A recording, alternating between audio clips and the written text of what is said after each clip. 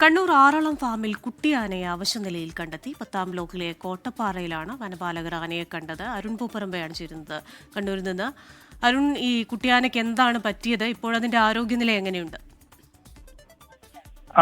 ആറളം ഫാമിലെ ബ്ലോക്ക് 10 കോട്ടപ്പാറയിലാണ് ഈ കുട്ടിയാനയെ അവശനിലയിൽ കണ്ടെത്തിയത്. ആ കുട്ടിയാനയ്ക്ക് 3 വയസ്സ് മാത്രമാണ് പ്രായം.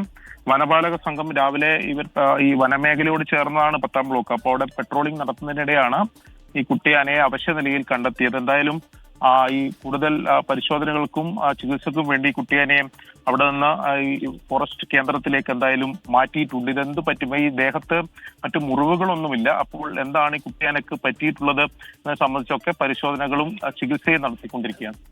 ലോകത്തെവിടെയായാലും ഏത് സമയത്തും 24 വാർത്തകളും ഓഗ്മെന്റഡ് റിയാലിറ്റി പാക്കേജുകളും എക്സ്പ്ലെയിനറുകളും വിശദമായി കാണാൻ ഞങ്ങളുടെ യൂട്യൂബ് ചാനൽ നിങ്ങൾക്ക് സബ്സ്ക്രൈബ് ചെയ്യാം.